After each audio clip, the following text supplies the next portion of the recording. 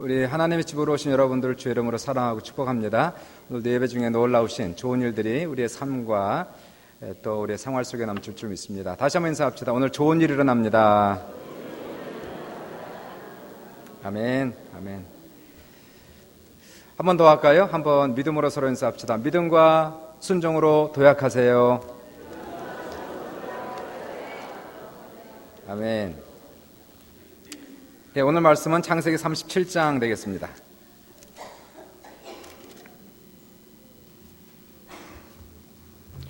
창세기 37장 1절로 11절까지 말씀을 우리 같이 교독하겠습니다.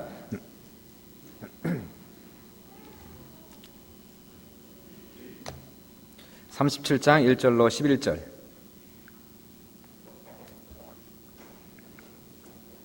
(1절을) 읽습니다. 야곱이 가나안 땅 곧 그의 아버지가 거류하던 땅에 거주하였으니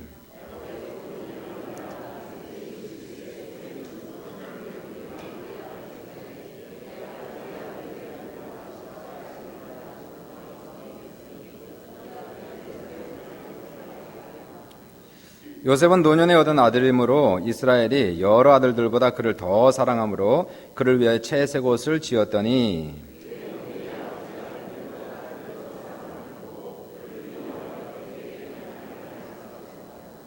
요셉이 꿈을 꾸고 자기 형들에게 말하며 그들이 그를 더욱 미워하였더라. 우리가 밭에서 곡식 단을 묶더니 내 단은 일어서고 당신들의 단은 내 단을 둘러서서 절하더이다.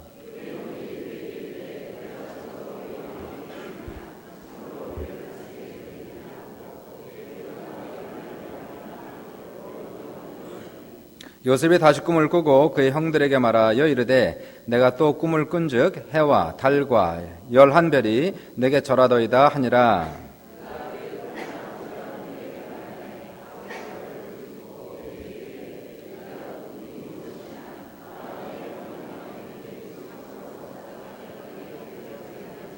예, 합독할까요?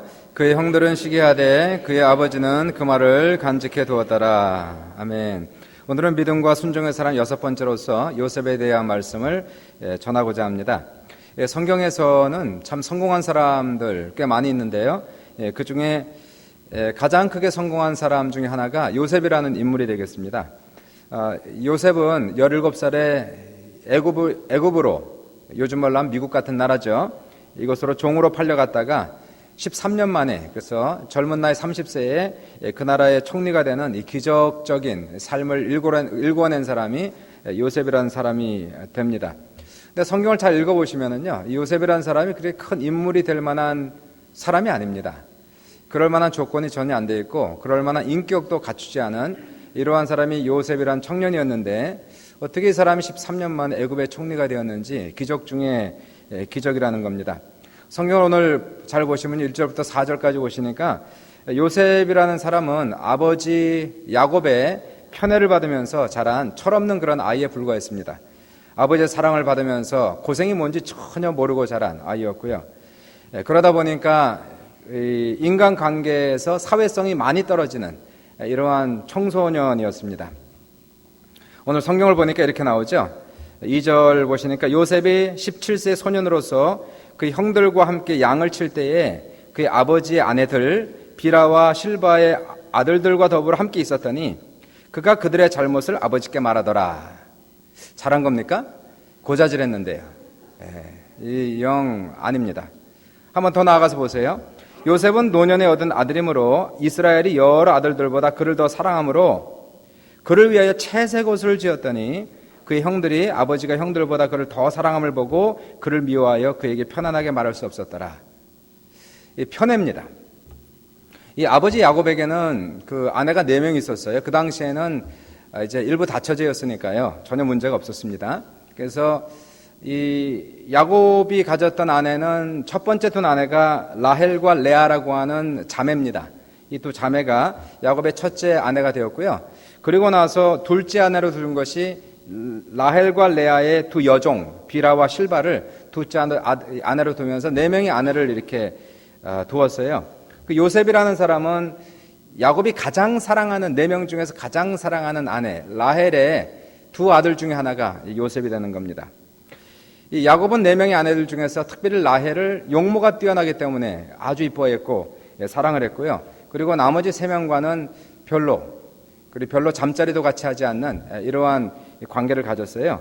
그러니까 이 여인들의 심리를 모르고 한 여인만 죽도록 사랑하고 다른 여인들은 이렇게 왕따시키는 이 아버지 야곱의 성품을 보게 되는데, 자, 하나님이 공평하셔서 사랑받지 못하는 레아 같은 경우는요, 이 야곱이 잠자리를 할 때마다 아이를 임신해서 6명의 아들을 낳고 1명의 딸을 낳게 됩니다. 그런데 사랑을 받았던 라헬은 임신을 못해요. 어떻게 간신히 아들 둘을 낳았는데 그 아들 둘이 오늘 보는 요셉 그리고 벤자민이 되겠고요. 그리고 2명의 이 여종들 있지 않습니까? 비라와 실바도 역시 똑같이 2명의 아들들 낳아가지고 야곱에게는 12명의 아들들과 그리고 1명의 딸을 둔 이러한 가정이었습니다. 근데 야곱의 편애가 얼마나 심했는지요. 라헬만 사랑한 것이 아니고 그 아들들이 12명이 있었는데 그 아들들 중에서도 오직 라헬의 2 아들만 지극히 사랑했다는 것입니다. 요셉 그리고 벤자민만 싸고 도는 그러한 모습을 보게 되고요. 오늘 본문을 보니까 야곱이 요셉을 여러 아들들보다 더 사랑함으로 그를 위하여 채색옷을 지었더니 잘한 겁니까? 이게 좀 문제가 있습니다. 이 가정에. 다른 아들들은 들판에서 땀을 흘리며 양들을 치는 목자의 삶이니까 이 양들의 옷이라는 것은 옷이 아니라 그냥 걸치는 것들입니다. 그만큼 별 볼 일 없는 그러한 옷들을 입고 있고, 요셉 같은 경우는 이 양치기 옷을 입는 것이 아니라 채색 옷을 입고 그리고 고운 손에 물 한 번 묻히지 아니하는 이러한 전혀 고생을 모르고 자라가는 이러한 청소년이었다는 것이에요. 부잣집에서 자란 청소년. 이것이 요셉의 삶이었거든요. 자, 그러니까 요셉이야 사랑을 받으니까 괜찮았겠지만은요, 다른 3명의 아내들과 그리고 다른 아들들이 볼 때에 이 얼마나 속상한 일입니까? 이 얼마나 분이 나는 그러한 일입니까? 요셉을 미워하는 것은 지극히 당연한 것이었습니다. 이러한 한 사람만 사랑하고 다른 아들들은 사랑받지 못하는 이러한 관계 속에서 보게 되는데요. 물론 우리는 왜 야곱이 요셉을 이렇게 편애했는지 우리가 대충 알 수는 있을 것 같아요. 이해는 할 수 있을 것 같아요. 야곱 같은 사람도요, 본인이 자라가면서 가정 속에서 심각한 편애의 상처를 받은 사람이 야곱이란 사람이었거든요. 야곱에게 쌍둥이 형이 하나 있었습니다. 그 쌍둥이 형의 이름이 뭐죠? 에서였습니다. 쌍둥이인데 이란성 쌍둥이여서 태어났는 쌍둥이인데 너무 틀린 겁니다. 천지 차이예요. 성격도 모양도 너무 틀려서 형 에서 같은 경우는 남자답고 씩씩하고 자신감이 넘치고 그리고 사냥꾼으로서 이렇게 자라가는 아이의 모습입니다. 반면에 야곱은 참 이상해요. 자기 털은 다 뽑혀가지고 에서에게 넘어간 것처럼 털이 하나도 없는 남자였습니다. 요즘 말로 하면 여자 같은 남자였어요. 요즘에야 여자 같은 남자가 인기가 있다고 하지만 그 당시엔 사람 취급 못 받았습니다. 더 나아가서 성격도 이상해가지고요. 그렇게 몸만 이렇게 하얗고 그 다음에 털도 없는데 더 나아가서 밖에 나가서 노는 걸 좋아하지 않았어요. 집에 앉아가지고 사색하는 걸 좋아하고 그리고 음식을 만드는 걸 대단히 좋아했습니다. 그러니까 이게 아버지 이삭이 볼 때는 얘가 남자 같지가 않은 거예요. 좀 이상한 겁니다. 성격이 정말 마음에 안 들고 애가 자라가는데 모습을 보니까 너무너무 답답한 거예요. 이게 저놈의 자식이 뭐가 되려고 저 모양이냐 계속 생각하는 게 아버지에게는 이러한 생각이 계속 들었는데, 이 아버지가 야곱은 사랑하지 않고 에서만 끔찍하게 사랑하니까 이 어머니 리브가는 또 야곱이 불쌍하다고, 야곱이 안 됐다고 야곱만 이제 싸돌고 돕니다. 그러니까 어머니 리브가는 야곱을 싸고 돌고 아버지 이삭은 에서만 싸고 도는 이러한 가정이 바로 야곱이 자란 그러한 가정이었거든요. 야곱은 정말 아버지 인정을 받고 싶었습니다. 아버지의 사랑을 받고 싶었어요. 노력 엄청나게 했습니다. 많이 노력했어요. 그러나 그 성격은 타고난 성격이기 때문에 바꿀 수가 없는 겁니다. 그냥 집에 앉아있는 거 좋아하고 사색하는 거 좋아하고 음식 만드는 거 좋아하는 게 요즘에야 괜찮지만 그 당시에는 이게 참 이상한 거였다는 것이에요. 아버지께 많은 인정을 받고자 노력했지만 결국 아버지가 죽을 때까지 아버지의 인정을 받지 못한 야곱이었어요. 아버지의 사랑을 받지 못한 야곱이요. 이것이 평생 상처가 됐습니다. 나중에는 야곱이 에서의 흉내를 냅니다. 에서의 옷을 입고 에서의 목소리를 내고 에서처럼 움직이고 하여튼 에서처럼 살아오려고 노력도 엄청나게 하고 나중엔 아버지 앞에 갔을 때 아버지가 거의 장님 실명된 상태에서 아마 당뇨가 있었던 것 같아요. 실명된 상태에서 있을 때에 야곱이 형 에서의 옷을 입고 분장을 하고 향수를 뿌리고 형 목소리를 내고 형처럼 가서 아버지 저 기도해 주세요. 그래서 아버지로부터 간신히 기도를 받은 케이스가 이 야곱이 됩니다. 참 이 형제간에도 이 에서와 야곱 사이에서는 이 철천지 원수지간이 돼가지고 결국은 이 야곱은 자기 집을 떠나는 어쩔 수 없이 도망가는 신세에 빠져가지고 나중에 부자는 되지만은요 엄청난 큰 부자는 되지만 어렸을 때의 상처가 평생 가더라는 것이에요. 편애로부터 받은 아버지 인정과 사랑받지 못한 이것이 평생 이것이 상처가 되는 이 야곱을 우리가 조금은 이해할 수가 있을 것 같아요. 이분의 가장 큰 문제는 거절감이었습니다. 아버지로부터의 거절감. 거절감이 얼마나 아픈지 거절당해 본 사람은 알거든요. 그것도 가장 내가 사랑을 받아야 되고 나를 인정해 줘야 되는 그러한 사람으로부터 내가 거절당했을 때에 그리고 편애당했을 때 그 아픔은 당해보지 않은 사람은 아마 잘 모를 거예요. 그런데요, 본인 자체가 이러한 문제가 있었음에도 불구하고 이제 아버지가 돼가지고 자식들을 또 편애합니다. 이제 피해자가 가해자가 되는 이러한 사이클을 지금 우리가 보게 되는 겁니다. 요셉 같은 경우를 가만 보시면은요, 요셉만 지금 사랑하는 거죠. 요셉만 싸고 도는 겁니다. 채색 옷을 입히고 다른 형제들에게는 누더기 옷을 입히는, 자기 요셉은 고생 하나도 안 시키고 다른 형제들은 엄청나게 죽도록 고생시키는 이 아버지를 우리가 볼 수가 있게 되는 것이에요. 그러니까요, 다른 형제들이 요셉을 미워하고 시기하는 것은 당연한 일이었고 이것은 실상 100% 야곱의 잘못이었습니다. 아까 말씀드렸지만 조금 이해할 수는 있습니다. 그럴 수 있겠다. 그런 상처가 있었으니까 본인이 그와 같은 피해를 입었으니까 또 그러한 가해를 입히는구나 우리가 이해할 수 있고요. 특별히 라헬 같은 경우를 보시면은 그토록 사랑했던 용모가 뛰었던 라헬은 둘째 아들이었던 벤자민을 낳다가 젊은 나이에 죽습니다. 그리고 베들레헴에 장사되거든요. 그러니까 이 야곱이 볼 때에는 참 이 요셉과 벤자민은 불쌍한 아이였어요. 다른 아이들은 어머니가 그래도 살아있거든.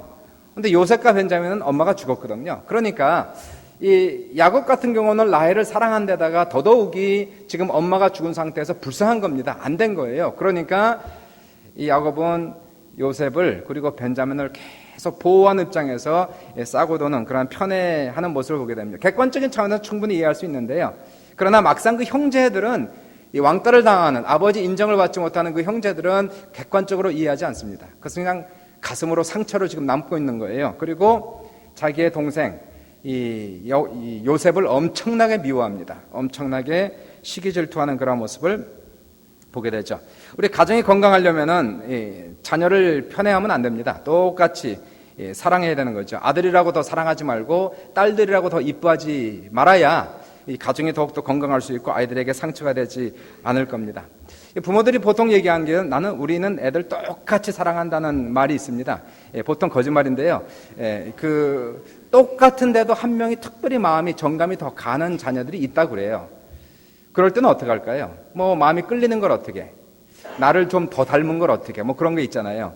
쟤는 아빠를 닮았어. 그래서 별로고 얘는 나를 닮았으니까 이러면서 그 아이를 더더욱이 사랑하는 경우가 있습니다. 어떻게 할까요? 마음이 끌리는 걸. 그럴 때는 정말 지혜로운 부모라면은 이렇게 야곱처럼 행동을 하지 않습니다. 정말로 마음이 덜 가는 자녀가 있다면은 지혜롭다면 오히려 그러한 아이들한테 조금 더 잘해줘야 됩니다. 똑같이 잘해주면요, 나도 모르는 사이에 편애하는 그 아이에게 더 잘할 수밖에 없어요. 그러니까 아이들이 우리 엄마는 싸고 돈다, 아빠는 싸고 돈다 이런 얘기를 할 수밖에 없거든요. 그러니까 내 마음에 덜 가는 아이, 그 아이에게 의도적으로 그 아이에게 조금 더 잘해줘야지만이 그 아이들이 볼 때는 그것이 밸런스가 맞게끔 보인다는 것을 우리가 알 수가 있게 되고, 더더욱 지혜로운 것이 있다면요, 모든 아이들에게 똑같이 사랑해서 그 사랑을 나눠주는 반씩, 3분의 1씩, 4분의 1씩 나누어주는 것보다 더 지혜로운 것이 있다면 하나님처럼 사랑하는 것이 가장 좋습니다. 다시 말하여 그 모든 자녀들을 다 특별히 사랑하는 게 좋다는 것이에요. 그래서 각 자녀들마다 엄마는 아빠는 나를 특별히 사랑한다는 그 느낌을 주는 것이 아마 부모에게는 가장 지혜로운 자녀 양육의 방법이 분명히 될 겁니다. 지난번에도 한번 얘기했지만 저에겐 딸 둘이 있고 아들 하나가 있는데 저는 아들이라고 더 사랑하지 않습니다. 정말입니다. 절대로 아닙니다. 우리 집사람은 좀 틀릴 수 있어요. 근데 저는 정말 그런 게 없어요. 똑같아요. 똑같습니다. 믿어주세요. 근데 이제 아이들한테는 어떻게 얘기하냐면은 첫째는 너는 맞이야. 우리 집안에서 가장 중요한 애야. 이렇게 얘기하고요.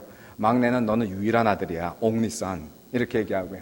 중간은 이것도 아니고 저것도 아니잖아요. 뭐 딸인데 둘째다가 또 중간에 껴가지고 미들 차일드 신드롬 같은 게 있을 것 같고 할 말이 없어서 그 아이한테 누차 얘기한 것이 너는 내가 제일 좋아하는 아이야. 이렇게 얘기해 왔어요. 근데 그것이 먹혀 들어가더라고요.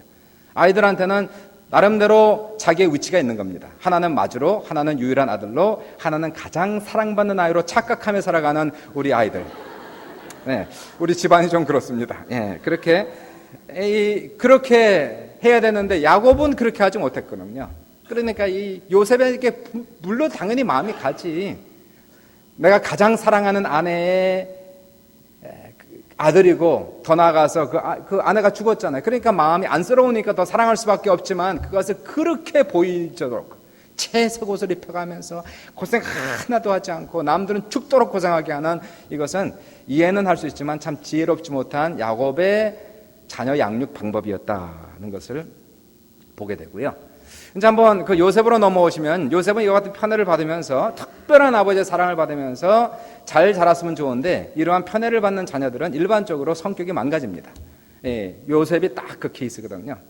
이 요셉 같은 경우로 오늘 본문을 잘 보시면 요셉은 아버지 앞에서는 perfect child. 너무 좋은 아이야. 완전한 아이야. 얘는요 아버지 앞에서 항상 노가 없어요. 절대 순종입니다. 정말 완전한 아이야. 밖에서 근데 볼 때는 객관적으로 볼 때는 얘는 몹쓸 아이예요. 부모가 볼 때는 정말 완전한데 삼자적인 입장에서 볼 때는 얘는 문제가 좀 많은 아이예요. 그것이 바로 요셉이었던 것을 볼 수가 있게 되거든요. 요셉은 아버지 앞에서는 절대로 화내지 않습니다. 절대 순종합니다. 왜냐하면 그렇게 해야 이 사랑을 계속 유지할 수 있기 때문에 그런 것이거든요. 계속 이 편애를 계속 받을 수 있도록 하기 위하여 항상 자기 자신을 꾸며야 했던 요셉의 모습인가 하면은 인간관계는 무지하게 문제가 많은 거예요. 오늘 본문을 보시니까 요셉이 코치가 없습니다. 이게 문제가 많은 거예요. 아니 자신이 채색 옷을 입고 있으면은 아버지가 나에게 그 때때 옷을 입혀주고 있으면은 좀 눈치 있게 집에서는 입다가 형들한테 갈 때는 들판에 나가는 형들 찾아갈 때는 좀 벗어놓고 평상복을 입고 나가야 되는데요. 거기를 그냥 채색 옷을 입고 폼내면서 이렇게 나가는 모습. 이거요, 제가 보기에는 17살, 좀 어린 나이긴 하지만 그렇다고 완전 철이 없는 나이는 아니거든요. 고생을 너무 모르는 거예요. 그러니까 이게 세상이 돌아가는 이치와 법칙을 전혀 모르고 있는 이 요셉을 우리가 잠깐 동안 우리가 볼 수가 있게 되는 것이고요.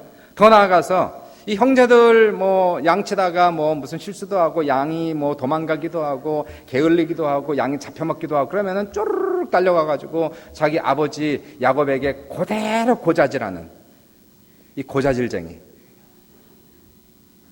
그럼 또 아버지는요 모르는 척하면 얼마나 좋아했고 또 불러다 또 혼내고. 참 이게 집안이 다 눈치가 너무나 없는 거예요. 그러니까 이 형제들이 볼 때는 참 얘는 이게 고개를 설레설레 고자질쟁이. 그러니까 당연히 왕따를 당할 수밖에 없죠. 이런 아이들은.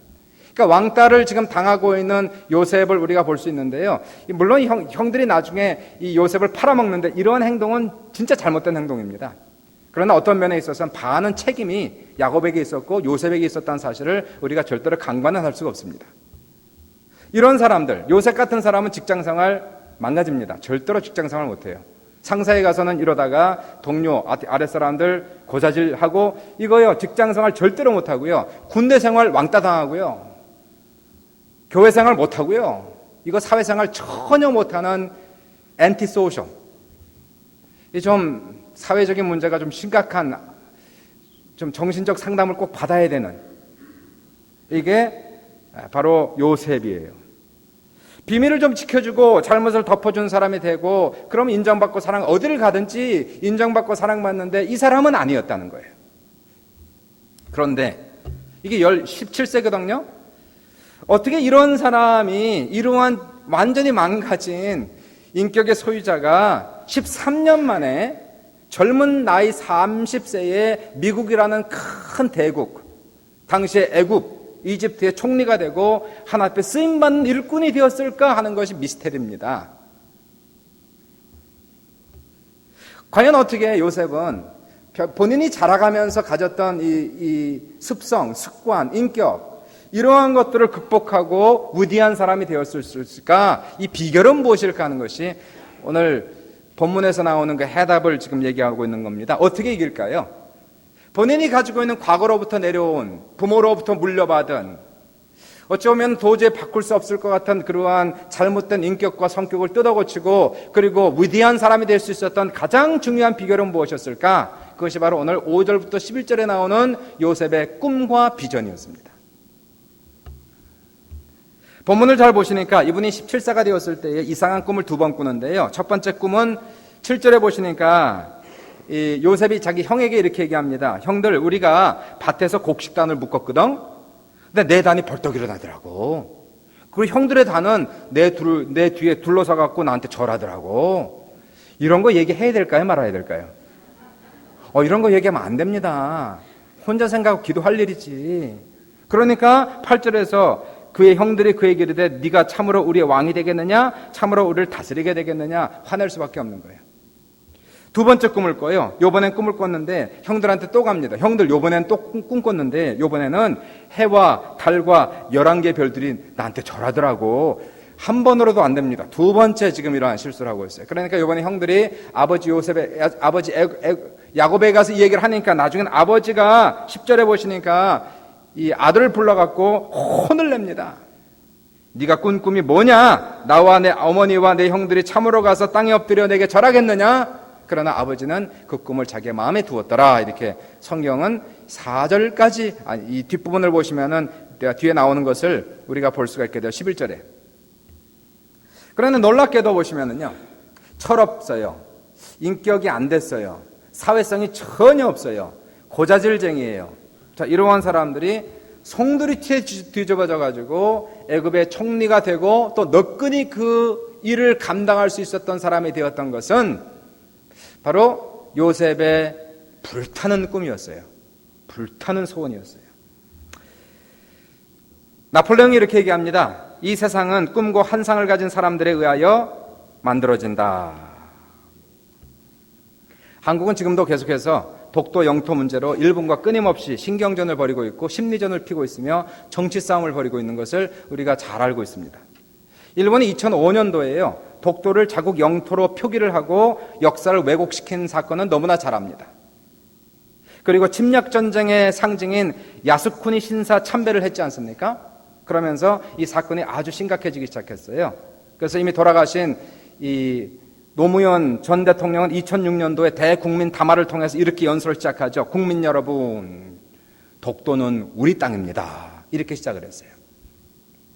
그리고 작년도에 우리가 잘 알지만 이명박 전 대통령이 국가원수로는 처음으로 독도를 방문하면서 일본 정치인들의 심리를 심하게 건드렸습니다. 그러니까 지금 현재 극우파 일본 정치계에서는 이러한 얘기까지 않습니까? 하잖아요. 위안부는 그 당시 필요한 정책이었고 다른 나라에도 위안부가 있었다라고 주장하고 이러한 궤변을 펼치는 이러한 나라에 대해서 한국과 그리고 유엔 전체가 일본 사람 나쁜 사람이라고 막 얘기하고 있어요. 그러니까 굉장히 지금 한국은 일본과 이러한 심리전을 펴고 있는데 무엇 때문에요? 이 독도 하나 때문에. 이 독도는요, 세계 지도를 피면은 이름은 나오는데 보이지가 않습니다. 조그만 섬이에요. 사람이 살 수 없는 땅이 독도입니다. 이 땅을 가지고 지금 두 나라가 막 대결을 하고 있어요. 절대로 우리 독도를 잃어버리지 않으시길 주의 이름으로 축원합니다. 독도는 그렇게 작은데요. 한번 거꾸로 돌아가서 미국의 알래스카를 한번 보십시오. 알래스카는 텍사스주의 2배이고 미국 영토 전체의 5분의 1이 되는 엄청난 거대한 땅이 알래스카 땅인데요. 알래스카는 19세기 중반까지 잘 알지만 러시아 영토였습니다. 근데 쓸모없는 땅이었잖아요. 얼음으로 덮여있는 땅, 아무도 살 수 없는 땅. 특별히 그 당시니까. 그래서 이 러시아는 당시에 영국이 해상 전투에 워낙 강해가지고 러시아는 염려하는 것이 뭐냐면 이 알래스카를 영국에서 전쟁에 지면은 돈 한 푼 받지 못하고 넘겨줄 것을 염려해가지고 쓸모없는 땅인데, 그래서 서둘러서 미국과 매각 교섭을 벌였어요. 네, 그 당시에 미국의 시워드 국무장관, 이 국무장관이 앤드류 존슨 대통령의 재가를 받아서 알래스카를 러시아로부터 당시 720만 불, 오늘날로 환산하면은 약 17억 불에 의해서 이것을 매각해 사들입니다. 지금이야 우리가 그 사람 참 잘했다고 하지만 그 당시는 아니었어요. 그 당시에 존슨은 가장 인기 없는 대통령 중에 한 사람이었고요. 그가 결정한 이 정책은 물러나기 바로 직전에 했던 그러한 정책 중에 하나였습니다. 그리고 시워드 국무장관은 이 거래를 함으로써 국회에서 엄청나게 욕을 먹었습니다. 시워드에 대해서 어리석은 정치적 행위, Seaward Folly, 이러한 별명이 들어갔기도 했고, 거액의 돈을 바람에 날려보냈다, 알래스카는 얼음창고다, 북극곰의 정원이다, 이러한 말로 엄청난 비난을 받았습니다. 그게 1867년이었거든요. 그가 국회에서 답변한 것은 한마디로 이거였어요. 여러분, 이것은 우리 자신을 위해 사는 것이 아니고 우리의 자녀와 후손을 위해서 필요하다고 생각했기 때문에 구입한 것인다라고 계속해서 이 말을 했습니다. 사람들은 현실적으로 아니다라고 얘기했지요. 그러다가 약 20년이 지난 1890년 정도에 들어와서 이 미국 사람들이 탐사대를 보내고 그리고 지질 검사를 해보니까 그 안에 엄청난 금광과 석유와 가스 자원이 발견됐다는 것이에요. 지금 알래스카는 가장 부유한 주 중에 하나입니다. 그러면서 계약을 밀어붙인 앤드류 존슨 대통령과 시워드 국무장관 단연 영웅으로 부상했고, 지금도 미국의 역사에서 가장 위대한 정치적 결정 중 하나로 인정되고 있는 것이 알래스카를 러시아로부터 매각한 것이었어요. 매입한 것이었어요. 참, 이런 걸 보실 때에 미래를 내다보지 못하는 사람, 미래를 내다보지 못하는 교회, 나라, 개인 전부 다 망한다는 것이에요. 비전과 꿈은 그래서 엄청나게 중요하다는 것입니다. 개인뿐만이 아니라 교회가 살기 위하여, 나라와 민족이 발전하기 위하여서는 미래를 내다본 눈이 없이는 결코 우리는 오늘 현실을 개척해 나갈 수가 없다는 것을 볼 수가 있게 됩니다. 두 날개를 쓰신 그 김성건 목사님이 쓴 책 중에서 제가 기억에 가장 남는 것이 하나가 있었어요. 딴 거는 다 기억이 안 나는데요. 하나, 가슴에 깊이 박힌 것이 하나 있습니다. 그분이 한 말이 이거였어요. 인격보다 비전이 우선한다, 이 말이었습니다. 특별히 리더에게 있어서는. 이 비전과 인격의 차이, 그리고 중요성, 물론 목회자로서 그리고 교회 중직들에게 인격이라는 것이 얼마나 중요한지 우리는 너무나 잘 알고 있는 사실입니다. 인격이 안 돼서 망가지는 목회, 인격이 안 돼서 망가지는 그런 리더들이 너무나 많은 것을 우리가 볼 때에 인격의 중요성이라는 것은 우리가 말로도 알 수 없는 것이 우리가 알 수가 있어요. 그럼에도 불구하고 인격보다는 비전이 앞선다는 것이. 왜 그럴까요? 그 이유는 이렇습니다. 인격이 있는데 참 사람이 괜찮아, 착해, 성실해. 그런데 비전이 하나도 없어. 사람은 좋아. 근데 비전이 하나도 없어요. 이 사람은 어떻게 될까요? 착하고 성실하지만은 미래가 없는 사람이고 하나님 나라에 별로 기여할 수가 없는 사람입니다. 그냥 한평생 왔다가 적당히 살다가 착하게 살다가 죽는 사람이라는 것이에요. 역사를 만들어간 사람들, 역사를 쓴 사람들 보시면은 이러한 성실한 사람으로 쓴 것이 아니라 전부 다 비전이 있는 사람으로 역사가 써지는 것을 우리가 볼 수가 있게 되는 것이고요. 역사가 뒤집어지는 역사들 전부 다 보시면은 뭔가 미래의 꿈과 확실한 비전을 가진 사람과 민족에 의해서 이루어진다는 것을 우리가 볼 수가 있게 되는 것이에요. 그런데 만약에 우리가 정말 비전이 있다면, 확실한 비전, 거룩한 비전이 우리 안에 있다면은, 그리고 우리 자신이 그 비전을 믿고 그 비전을 이루기 위하여 생명 바쳐 헌신되고 열정과 열심이 있다면은, 김성건 목사의 말에 의하면은 그 사람은 그 비전을 이루기 위한 모든 반대물들을 제거할 것이다, 이렇게 얘기한 거예요.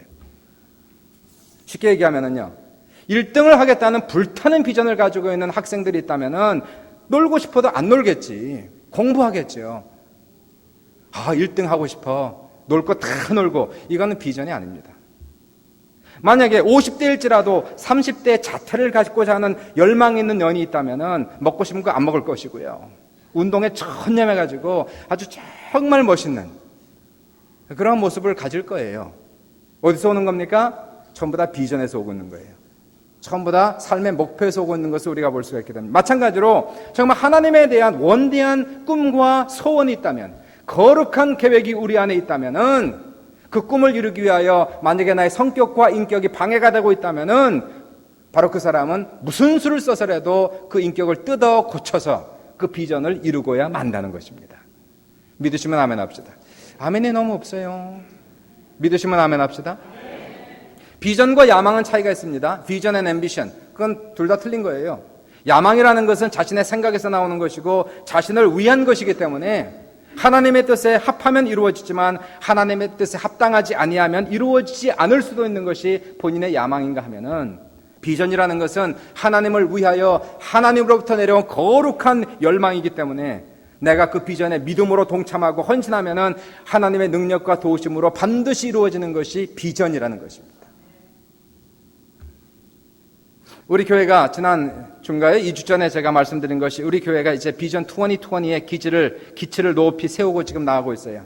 2020년도까지 20명 이상의 선교사를 파송하고 교회 재정의 20% 이상을 선교에 투자한다. 이것이 2020 비전입니다. 그래서 이제는 앞으로 7, 8년 남은 이 시간 동안 계속해서 우리는 열심히 선교사를 모집해야 될 것이고요, 선교사를 훈련시켜야 될 것이고, 그래서 나가는 선교사를 우리는 끊임없이 모집하고 훈련하는 그러한 작업을 계속해야 될 것이고, 더 나아가서 보내는 선교사들은 정말로 이들이 안전하게 목회하고 안전하게 선교하고 끝까지 달려갈 수 있는 엄청나게 많은 그러한 중보자들, 그리고 11조를 드리고 12조를 드리면서 바로 이들을 뒷받침할 수 있는 그러한 재정 투자가 반드시 필요한 것을 우리는 볼 수가 있습니다. 지난 금요일 날 우리가 운영위원회를 했습니다. 근데 재정이 안 좋더라고요. 재정이 마이너스는 아닌데 참 좀 미치었습니다. 근데 에어컨이 망가졌대요. 15,000불 들고 복사기가 망가졌대요. 이것저것 다 나간 바닥이 있어서, 그래서 에어컨은 안 고치기로 했습니다. 그냥 선풍기로 합시다. 선풍기로. 근데 이러한 문제가 있을 때에, 어떠한 재정의 문제가 있을 때에 만약에 비전이 없다면요, 이거 괜찮은 겁니다. 그냥 적당히 메꿔 나가면 얼마든지 갈 수 있는 상황이에요. 저희 교회가 큰 문제 없습니다. 만약에 조금 부족하면 여기서 끌어당기고 저기서 끌어당기면 저희가 전혀 문제 없는, 그냥 그런 대로 잘 갈 수 있는 현재 상태라는 것이. 그러나 만약에 우리가 비전 2020이라는 기치를 내세우고 가면은 이 상태로서는 안 되는 것이거든요. 이것을 정말로 이기기 위해서는 현실의 한계를 뛰어넘는 믿음이 필요한 것이에요. 그 한계를 뛰어넘는 순종과 헌신이 있어야지만이 바로 이러한 비전을 이룰 수가 있다는 것입니다. 성도들의 신앙이 깊어지고 넓어져서 전도하고, 그리고 신앙이 깊어져서 예물을 드리고 열심히 기도를 함으로 많은 사람들이 손을 들고 나를 보내주세요 하는 많은 헌신자들이 생기면서, 또 많은 사람들이 이러한 사람들 뒷받침하는 보내는 선교가 이루어지면서요, 이제 60이 넘어가는 사람들은 이제 65세쯤 되어서 내가 한 5년에서 10년 정도는 65세부터 한 70세까지는 하나님 앞에 바치겠습니다. 펜션 받아서 선교 떠나고, 이러한 사람들이 생기고 뒤에서 밀어주고 기도하는 그러한 모습이 있을 때에 비전 2020은 이루어진다는 것이에요. 이 말씀을 왜 드리냐면요, 비전이 교회를 만들어간다는 겁니다. 비전을 이루기 위해서는 인격이 변화를 받아야 되는 것이고, 신앙이 자라가야 되는 것이고, 깊어져야 되는 것이고, 헌신해야 되는 것이고, 비전이 없다면 구태여 그러한 모든 헌신이 별로 필요가 없다는 거예요. 다시 요셉으로 한번 넘어가 보십시오. 이 사람이 17세까지는 철없는 아이였습니다. 이 사람이 나이 30이 되어서 총리가 되었을 때에, 이제 다다음 주 우리가 보면 알겠지만은 탁월한 인격의 소유자로 변해 있었어요. 엄청난 사람으로 변해 있어요. 딱 13년 걸렸습니다. 사람이 변하고 탁월한 리더가 되어 있는 데는 13년이 걸렸는데요, 무엇이 이 사람의 인격을 그토록 변화시켰는가? 그것은 하나님께서 그의 마음속에 심어준 불타는 비전과 불타는 꿈이었다는 것입니다. 하나님께서 그 꿈을 이루시기 위해서 요셉을 강력하게 훈련시켜서 그의 잘못된 인격을 전부 다 고치시고 나중에는 능력이 있고 인격이 있는 사람으로 만들었던 하나님의 역사를 우리는 볼 수가 있게 되는 겁니다. 우리는 개인이나 교회가 정말 탁월한 교회, 탁월한 삶으로 발전하기 위해서 정말로 중요한 것이 있다면은 교회도 비전이 필요하고 개인도 하나님으로부터 받는 거룩한 비전을 갖지 않고서는 우리의 삶은 미래가 없습니다. 발전이 없는 거예요. 그러나 우리 자신이, 우리 교회가 하나님 앞에 기도함으로 주님이 주시는 거룩한 비전을 받고 그 비전을 믿고 그 비전에 헌신하고 동참하고 우리가 노력하면은 하나님께서는 이 비전을 하나님을 나라를 위하여 주의 영광을 위해서 이 비전을 이루기 위하여 우리의 삶과 우리의 교회에 능력을 주시고 그리고 재정에 축복을 주시고 여러분의 삶에 엄청난 복을 주시는 귀한 역사가 분명히 나타난다는 것입니다. 비전이요. 비전이 사람을 만들어가는 겁니다. 비전이 사람을 빚어가는 겁니다. 처음에는 우리가 비전을 갖는 것 같아도 나중엔 비전에 사로잡혀 가는 사람, 이 사람이 요셉인 경우를 볼 때에 믿음과 순종으로 쓰임받는 사람, 요셉의 특징은 비전이었습니다.